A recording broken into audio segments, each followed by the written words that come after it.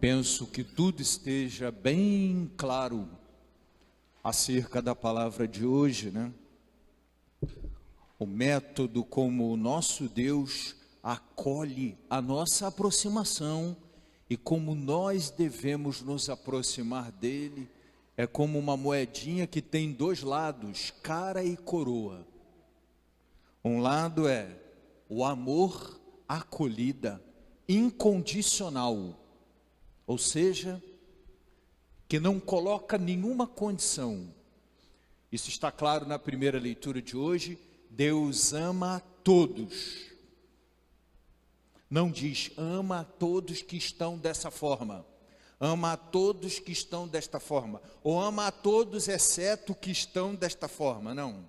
Deus ama a todos.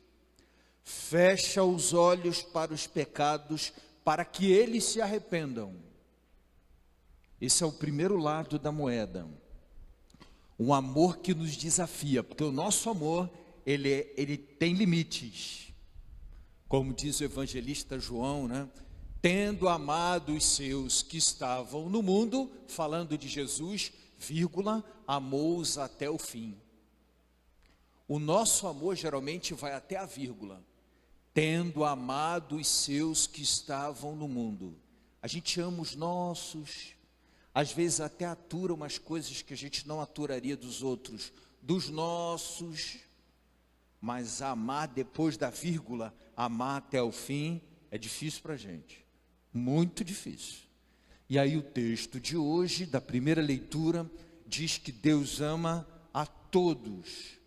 Ama a todos, fecha os olhos aos pecados, para que eles se convertam. Há um santo da nossa igreja, que é pouco conhecido, chamado São João Sales, se não me engano.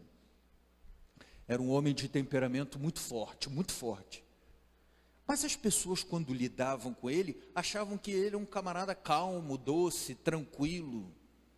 E depois que ele morreu, então, as pessoas foram ver lá as coisas dele, e perceberam que por baixo da mesa, onde ele sentava ali na cadeira, para receber as pessoas, para conversar com as pessoas, para acolher com as pessoas, tinham umas marcas de como se tivesse sido talhada por baixo a madeira da mesa.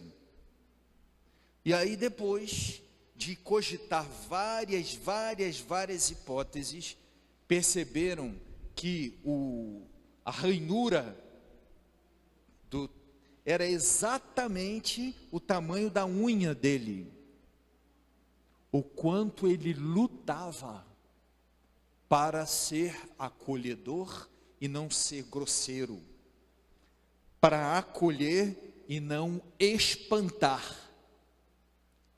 E é de São João Sales uma frase que eu gosto muito.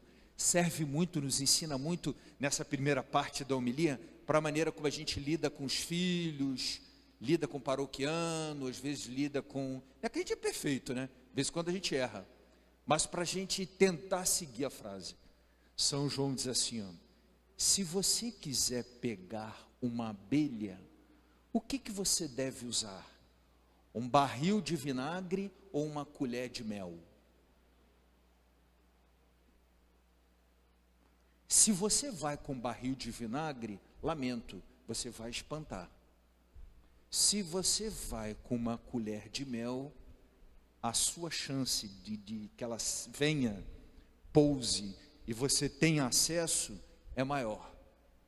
Com essa imagem, ele está falando da necessidade de, em primeiro lugar, a gente ser capaz de acolher, ser capaz de receber, ser capaz de braços abertos, mesmo que quando, como São João Sales, por baixo da mesa, a gente está ali arrancando um pedaço da mesa, querendo apertar o pescoço ou puxar a língua.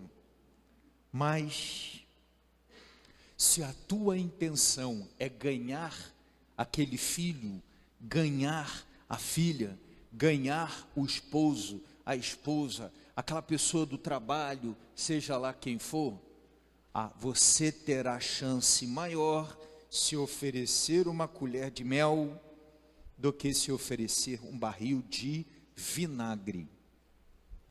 Mas a moedinha tem um outro lado presente na primeira leitura de hoje, que eu até interrompi Dona Silvia, distraí ela no final, ela deu uma de diácono, palavra da salvação, né? Não, mas fui eu que distraí a senhora, a culpa foi minha.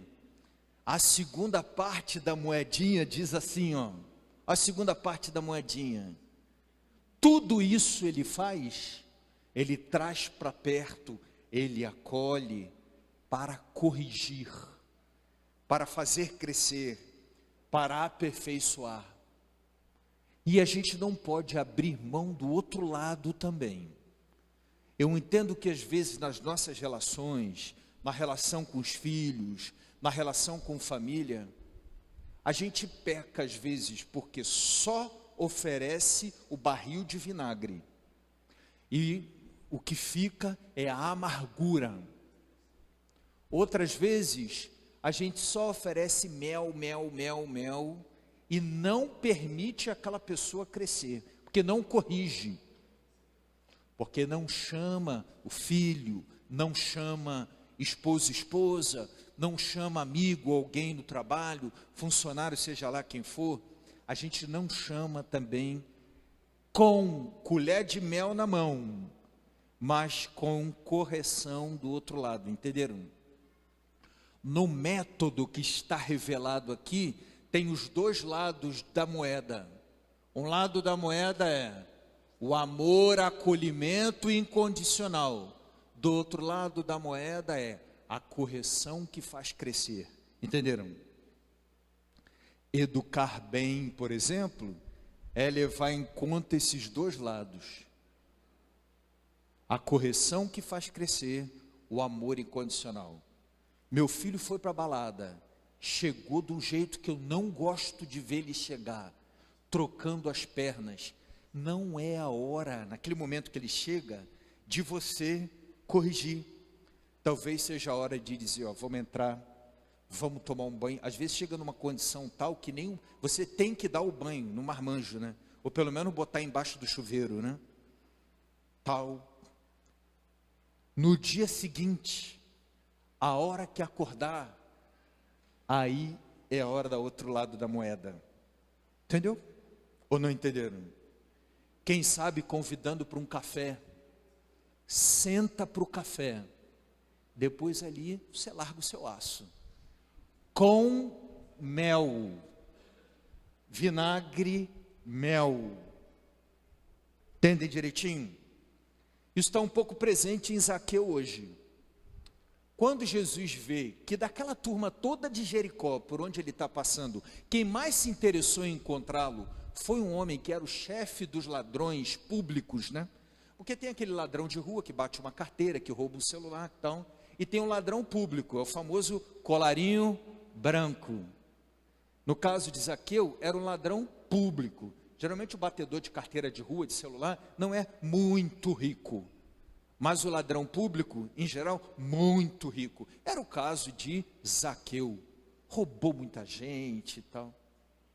A postura de Jesus ali foi muito interessante, porque Jesus poderia pensar assim, pô, esse camarada está me procurando, mas isso é um caba safado, rapaz. Isso é um ladrão, isso é um, né? Ele não se posicionou dessa forma. Ele aceitou aquela procura, aceitou aquela busca. Disse que, passando por cima de convenções, né, porque os judeus não costumavam sentar à mesa, fazer refeição, muito menos ir à casa com gente que não era filho de Abraão, ou seja, que não eram judeus como eles. Jesus até alarga esse conceito, diz que Zaqueu também é filho de Abraão. Alarga o conceito, né? Porque para dizer que ele também é um homem de fé, para dizer que todo homem de fé é filho de Abraão, mas o que importa aqui é o que Jesus ofereceu primeiro. Eu vou na tua casa, eu vou fazer refeição contigo, eu vou estar à mesa com sua família, e não disse nada, tipo, ó, você é ladrão, mas eu vou na tua casa. Ou, você é ladrão, não vou na tua casa. Você é ladrão, não me misturo com esse tipo de gente. Você é ladrão, sai para lá. Assim, vamos entender isso certo, dentro do contexto de Jesus, né? Mas o que está aqui é o espírito daquele primeiro comportamento que acolhe. Claro que Jesus poderia ter deixado a casa de Zaqueu e ele poderia não ter dado sinal nenhum de mudança, tipo, como ele fez, né? Vou dar metade dos meus bens aos pobres e devolver 4 vezes de quem eu tirei alguma coisa. Aqui já é o outro lado da moeda, a correção. Jesus não precisou falar. Em geral, não precisa. Na conversão, a voz de Deus em nossa consciência age por si só. Em muitas ocasiões, quando a gente surpreende um filho que espera aquela bronca federal com uma acolhida, antes que a gente comece a segunda parte, que é a parte do vinagre, ele já se adianta: pô, pai, foi mal, eu vacilei. Não sei se vocês entendem o que eu estou dizendo. Mas às vezes não. Eu entendo que Jesus teria chegado, como chegou com outras pessoas, ele teria chegado aonde Zaqueu chegou, se Zaqueu não tivesse dito nada. Lembra do jovem rico? O jovem rico disse para Jesus: o que eu preciso fazer para te seguir? Se ele perguntou a Jesus, é porque ele não teve o entendimento que Zaqueu teve. Porque se ele tivesse o entendimento que Zaqueu teve, ele não perguntaria a Jesus e já diria: eu vou deixar tudo e vou te seguir. Mas Jesus disse para ele: te falta uma coisa, corrige isso. Vocês se entendem? Não é que a gente vai esperar sempre que o corrigido, seja o caso do filho, seja o caso de um amigo, que ele se toque como Zaqueu se tocou. Às vezes não. E quando não se toca, com caridade. Mas a gente também peca com a caridade, se deixa de falar. Vocês se entendem? Quando a gente pensa assim: não vou corrigir esse filho para não aborrecer. Você está faltando com ele. Você está falhando com ele. Está faltando na caridade. Corrigir também é amar. Corrigir também é caridade. A palavra de Deus diz que Deus corrige os que ama. Então a correção é parte do cuidado, do amor.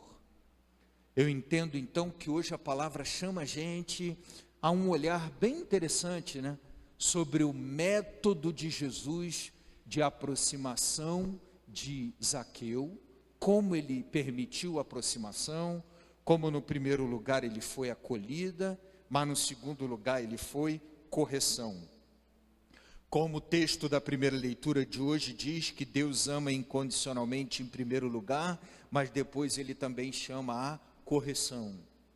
E como a gente deve procurar nas nossas relações todas perseguir um pouco esse modelo. Amor, acolhida incondicional, primeiro momento. Correção fraterna que faz crescer, segundo momento. Vamos ficar de pé? Professar a nossa fé.